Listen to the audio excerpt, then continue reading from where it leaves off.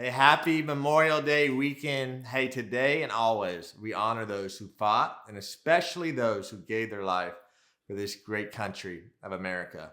My personal belief is that it's time to return to a love and loyalty to God, but also to country. And for those of us here in America, to America. It's a good thing to love your country. It's a good thing to be proud of your country, and we need to get back to that. And I'm talking about to your country. I don't mean to a government or a party. I mean to the country of the United States of America. What would it be like to be for God and country? In the Bible, David said in Psalms 33:12, he said, "Blessed is the nation whose God is the Lord." Remember, that was some of the early words that we had, that we are one nation under God. What if we returned to that? It seems like too often we've kind of run from that. But in Proverbs 14:34 in the Message, Solomon says that God devotion makes a country strong, but God avoidance leaves people weak. This country was built, fought for, and kept free by God-fearing men and women. One of my favorite one is Alvin York. Alvin York, I'm going to just tell you a story, act like we're by the campfire for just a few minutes. But Alvin York, he was born in 1887. He was born actually in a 2-room log cabin in Fentress County, Tennessee. His parents were farmers. He had a lot of siblings. He was one of 11 children. But whenever he was growing up, his dad passed away when he was a kid. And as a young adult, he started working to support the family. A lot of them were pitching in, and his job was as a blacksmith. But despite being a regular churchgoer, York also drank really heavily. He was prone to fistfights. And after a 1914 conversion experience, he started following Jesus. He vowed from that day forward, he's like, I'm going to improve. I'm going to be more devoted. I'm going to love my family. I'm going to love my God. I'm going to love my country. Got involved in church. He even started singing, joined the church choir. But on June 5th, 1917, Alvin, he was 29 years old, and he registered for the draft to fight, as all men between 21 and 30 years old were actually required to do as a result of the Selective Service Act. Mind you, Alvin actually didn't want to sign up. He really didn't consider himself a fighter anymore. He would only fight people when he was drunk. It kind of came out of him. But he didn't really drink as much anymore. But eventually he came to the belief that, you know what? If God has me here fighting for my country, then I'm going to believe that God's going to protect me. And off he went to fight in World War I. But on October 8th, 1918, York's battalion was aimed to capture German positions in France. So he's overseas. And I really want to talk about this battle and what his response was, because his actions that day earned him the Medal of Honor. And he later recalled, he said this, the Germans got us, and they got us right smart. And they just stopped us dead in our tracks. Their machine guns were up there on the heights overlooking us. They were well hidden, and we couldn't tell for certain where the terrible heavy fire was coming from. Imagine you're Alvin. You're in hiding, right? But you're being shot at from all sides. You're trying to figure out where he goes. So he says this, and I'm telling you, they were shooting straight. Our boys just went down like the long grass before the mowing machine at home. Our attack just faded out, and there we were, lying down about halfway across the valley, and those German machine guns and big shells getting us hard.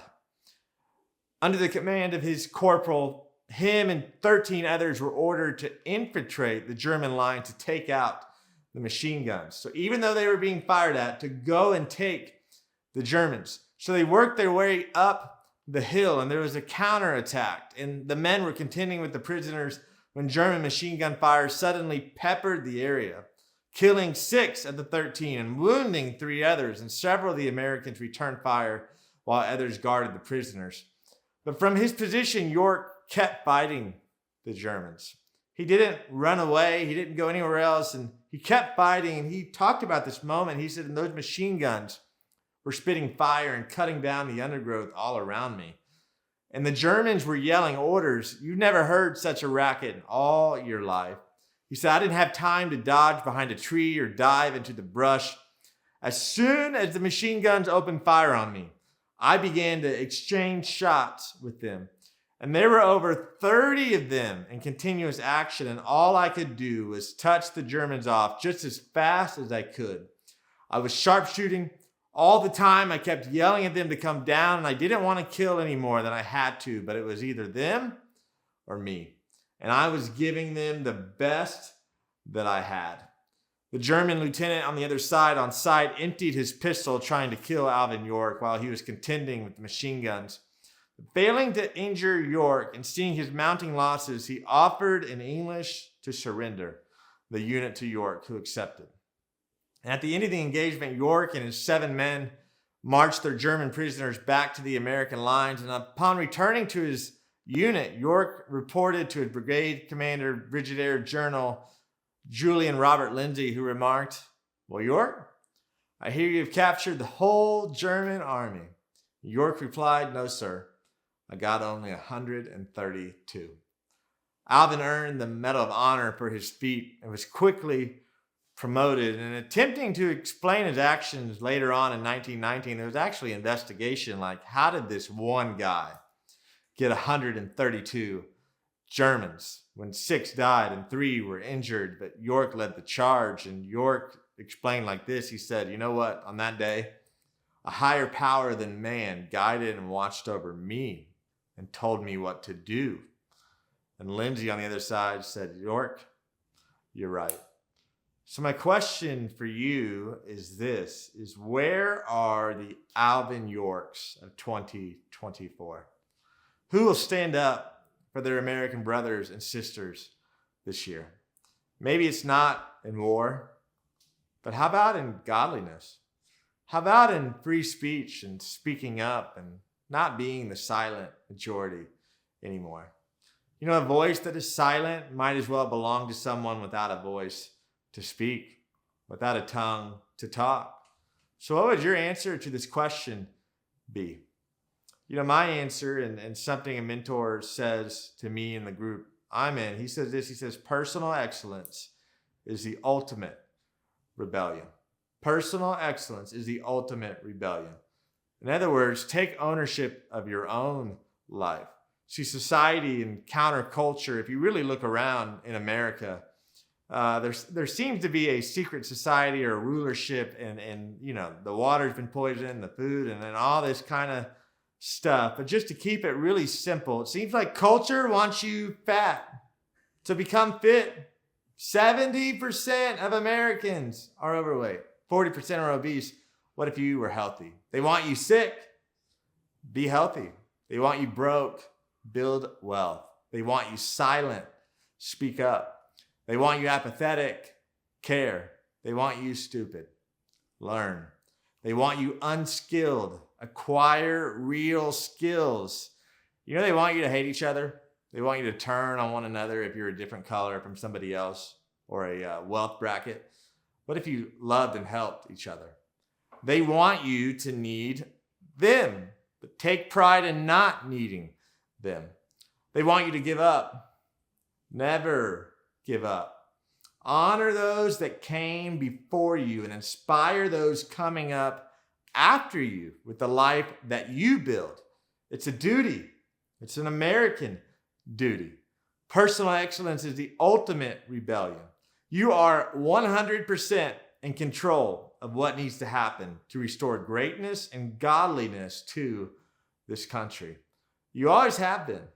So beyond that, I just want to give you 4 quick things. Number 1, love God. Love God. You. Doesn't mean, instead of complaining about how godless this nation is or your city is or where you work, go and draw near to God. Be the example. Lead the way. My Bible says in James 4:8, draw near to God and he will draw near to you. Who draws first? You do. But when you take a step towards God, what's he going to do? He's going to take a step towards you.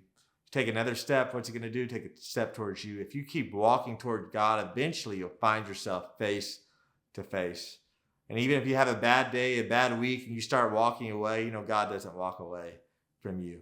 He's still waiting there, standing for you to come back. But love God. You know, it might feel sometimes like you're alone in this, but you're not.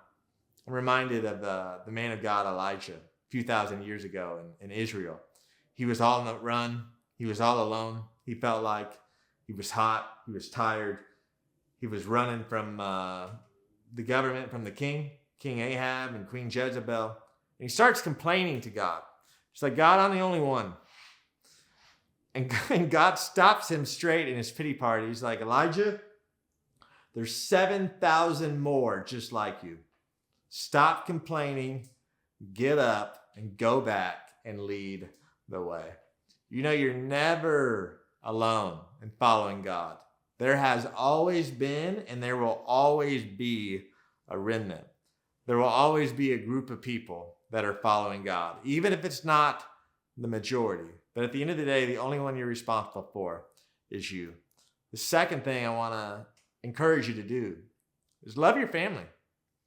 Love your spouse. Love your kids, your parents. You know, have you ever met somebody who their friends loved them and their family loved them, but they didn't really like them or respect them per se? Could I encourage you, if you please or serve anyone in your life, be a hero in your family.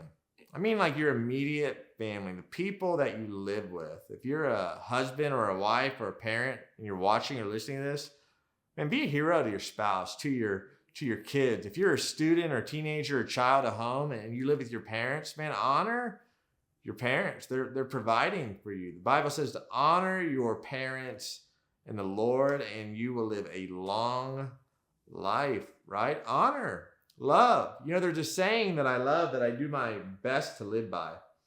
And it's this: I want to be respected the most by the people that know me the best, not the least.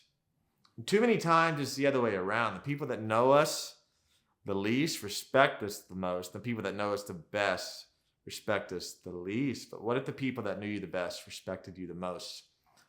That the closer they got to you, the more they could tell that you're not perfect, but you're not fake either. That you're leading the way, that you're loving them well, and you're loving the Lord as best you can.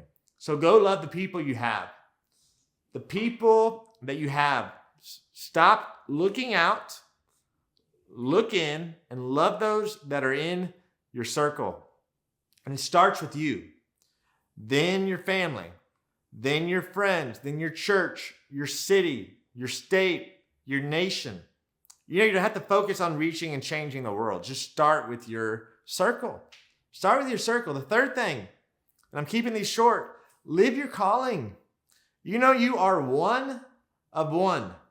So start acting like it. You can either fit the mold that others want to put you in, because they will try, or you can accept who you are, who God created you to be, grow where you can, and then be the ultimate version of you, not of other people. There's a saying that I love by Howard Thurman. He said, don't ask yourself what the world needs. Ask yourself what makes you come alive and go do that. Because what the world needs is people who have come alive. Only you can answer that question. So what makes you come alive? And go do that. And the fourth and the final thing is live with ownership. You know, this country is where it is because not enough of us have taken ownership. We leave it up to elected officials or someone else to make the change. But may I remind you that this is your country, yours. So take ownership. Have the mindset that if it's to be, it's up to me. You know, winners and champions take ownership. They don't have this victim mentality that so pervades our world today. You know, 8 out of 10 people, they point outwards when they have a problem instead of inward. They love this victim culture. And we have a crisis of responsibility in this country today. And more, it seems like we as a society care more about assigning blame for our problems than finding solutions, such as, hey, can't get a job for over a year? It's the economy's fault. Even if you never went to college and you haven't read a book since high school. Can't lose weight? It's the food industry's fault. Even if you never work out and you eat nothing but fast food. Can't get ahead financially? Man, it's the wealthy's fault. Even if you've maxed out credit cards and car loans to support a high-end lifestyle. Hey, maybe you golf. Can't win a game of golf? It's because of the wind. Rear end another car at a stoplight? It's because the other guy hit the brakes too fast. Fail a test? It's because the teacher's out to get me. Does any of this sound familiar? Theodore Roosevelt said this: if you could kick the person in the pants most responsible for your trouble, you wouldn't sit for a month. You wouldn't sit. 85% of people don't take personal responsibility for their actions. They blame other people. What did Jesus say? Jesus said in Matthew 16:24, he said, if any of you wants to be my follower, you must give up your own way, take up your cross, and follow me. Notice he said, take up your cross. Well, what about Jesus' cross? You know, Jesus took up the physical cross, but you must pick up your figurative cross. Jesus took the personal responsibility for your sin, but you must take personal responsibility for your life. The only way we're going to grow as a people and as a church is if we each take personal responsibility for where we are and we take the necessary steps to where we are called to be. Where we're called to be. I want to talk about superheroes for a minute. My favorite superhero is Superman. Specifically, I love Smallville Superman, right? Tom Welling, that's my favorite Superman. But you know, if people really dive in and read the comic books, every comic book fan of Superman knows that Superman actually died. And you know what happened when he died? Did the crime rate go up? You know, for a while, it actually went down. That doesn't make a lot of sense when you think about it, but why did it go down? Because everyone knew that when Superman was here, he was going to take care of all the hard stuff. And he would swoop in to save the day and fight crime. So they didn't really do much. But when he died, they all stepped up and took their place. They took personal responsibility to fight evil and do good. And crime went down. That's why we need you. It's not about me. It's not about one other great person. It's about us. It's about team. Teamwork makes the dream work. And it starts with taking personal responsibility. You know, there was a little town in southern Italy during World War II, and a statue of Christ was shattered by the German artillery as they left the town in 1944. And the priests told the men in the town to search for the arms, the legs, and the head, and then assemble the pieces of Jesus while the women prepared a village meal. But at dusk, the townsmen came to the priest in despair. They said, Padre, we tried to put it back together, but there are no hands for Jesus. They're shattered into bits. Children, the priest replied, don't you realize you are his hands? You are his hands. If Jesus is going to continue to reach the world, he's choosing to do it through you. And it's time to take our country back. It's time to repent and pursue God again. And I'm not going to settle for anything less. I'm not just going to do everything that the government tells me to do. I'm not going to call evil good and good evil. I'm not. We are no longer accepting things we cannot change. It's now time to change the things that we cannot accept. It's time to wake up and be the change that you want to see. It starts with you, and it starts with me. Let's go.